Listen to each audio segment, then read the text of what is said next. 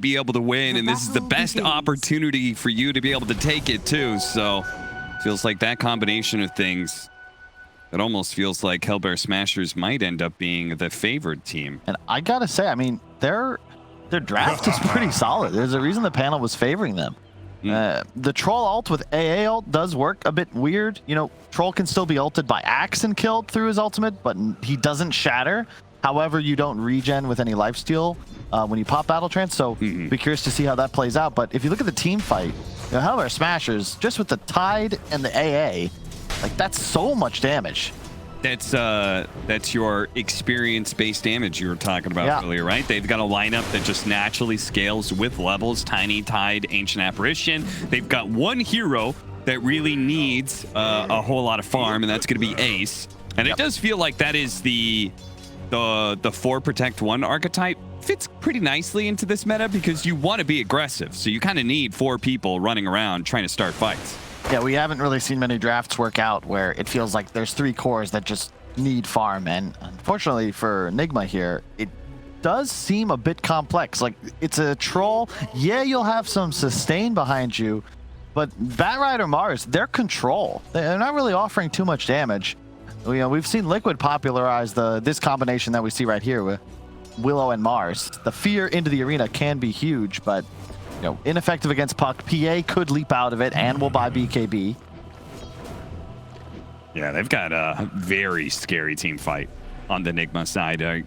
Fogg was talking about how Warlock Batrider was one of his favorite duos in the past. The Upheaval plus Sticky Napalm. GH going to be jumped on here. Spear through multiple brambles. Tofu's going to take a lot of damage. They managed to pick up level 2. So Shadow Realm plus the Healing Salve gets the hit onto Tofu, and GH should be able to secure first blood from Mind Control and should be able to still get out. If Ace really wants this, it's going to cost him a lot as he gets speared up. The bramble doesn't quite latch, sadly, as Ace very easily, I think, could have maybe gone down there. The bramble had gotten in, but that's really nice creep control there. Nigma carrying.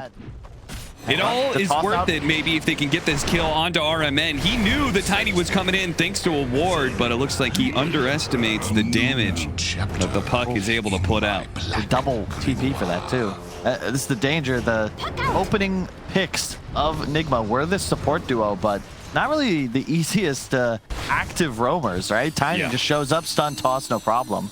Willow, Warlock, like, you need ultimates to do anything, really. Going for the power rune here, doesn't even spawn. Stormer is taking a lot of damage from Kuro. Another round of spells. GH, we're gonna throw that last Shadow Realm hit, and Tofu barely survives thanks to the stick charges he had leveled up. Now they managed to get the lasso here onto the Tiny, pull him back down into the river, so there's nowhere really where he can run to. And hey, look at that, a regen rune for your efforts as well. RMN gets right back up to full plus. Stormer looks like he was grabbing the bounty rune. Doesn't quite time his phase shift correctly and does take a bit of damage. In fact, the bramble's landing, and that last hit, that's going to be enough. He's going to burn out, whether it's to Healing Ward or it's to Fatal Bonds. And he also helps that Hellbear Smashers have a decent number of low cooldown nukes they can just kind of throw out to defend towers, like the Puck especially, who's now found the opening with the coil just now coming up on GH. Now let's see if he dodges the spear in time. Phase shift not going to be out. He gets speared. He gets stuck to the wall. Still not dead. Will manage to get off an orb. Jumps a little farther away, but the last hit from RMN is here. So he keeps on pursuit. He sees Gilger. Kuro's Golem leading the way. He'll try and slow him down. Gilger does have Avalanche, which he can slow down RMN, but RMN may feel bold enough to keep it going. Man, he's so slow. Cold feet not quite there. Now he's going to toss him over to Ace, and Ace is actually going to be the one last. So if they're both together on this Firefly, Ace is still alive, but the TP actually getting canceled there by the spear, and RMN gets the double kill, all thanks to Gilger's alley-oop. He goes ahead and thanks Gilger for that one. Nigma do close in with GH and Mind Control to ensure this team fight. Oh, they're going to go for the Ravage, but it's just the 2 of them. They really want this kill into RMN. The spear goes out. They only get the 1 kill out of this one, but it is that's a very needed survive. Oh, Stormer missing the coil there. That could have been a nice exchange. They actually dropped the Golem to make sure that Smashers don't really try and take this too aggressively, and they will start retreating. Ravage in 5. It's a 4 position for a 4 position so far, so with the Ravage ready to go, if RMN extends a little bit too deep, look at him, just the upheaval. Oh god, is Tofu gonna die to the Golem like this? The spear comes out, the Golem needs another hit, but he doesn't quite get it. RMN, is he gonna try and go for a flame break? He is, and he's got it. I think Ace might have had to get a little more aggressive in that fight. He didn't actually enter it until it was 3-on-3. Sorry, I was laughing at Rasmus's inventory. He knows what he needs. And it's one item and one item alone. A blink dagger for him. Looks like Tofu. He's very dead. His Gilger, yeah, Gilger's gonna be caught out as well. Both the supports getting picked just outside of their base. There's nowhere for them to move. Nigma, they're just lasso Tofu. Yep. Right? But like as soon as he does that, PA has free game. Right? And part of the success of team fights of Nigma has been the troll being on the front line. They're going to be able to grab Gilger here. They're trying to blow him up. He's not quite inside of the wall, but he should still die here. But at the same time, Storm's in deep. Uh-oh, he ran into a bramble. Almost gets hit by the Golem, but fortunately he phase shifts it, jumps over to his orb, but he's still caught. Nigma. What? This time it's Hellbear Smashers who get like way too aggressive, and Nigma finds a great opening. We're not ready for a fight, I think. Icebox is going to come in, but the PA is a little bit too far away. In fact, he's been hit by a Brambles here, and maybe forced to use his first BKB to try and TP out.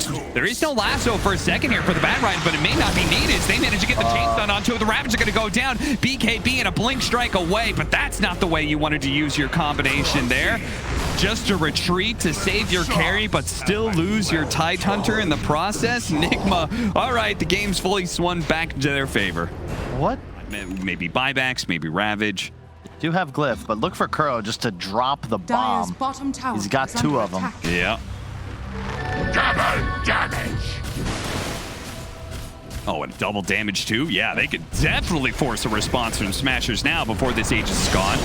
So now, okay, they're not going to wait. The Lotus Orb going off actually does manage to get the lasso back turned around, but it doesn't matter. Gilger is being ripped apart by ILTW. They do have a buyback though. RMN almost getting critted down to death. He's got to be careful of that MKB. Double damaged up ILTW, who's running down heroes right now. That is going to be the use of his ultimate. He's got 14 seconds left on the Aegis. They really need to take this Megas now because he won't have those extra lives soon. ILTW toss back, and they do take him out before the Aegis expires. Now the Golem's double dropped in. Phase shift is going to be able to dodge one of them. Instantly Ravage up. Can they burst him down? He doesn't have his ultimate. He eats the cheese, but he still is getting chunked on by Ace. Now Smashers, they haven't even lost their barracks just yet, are going to look for more.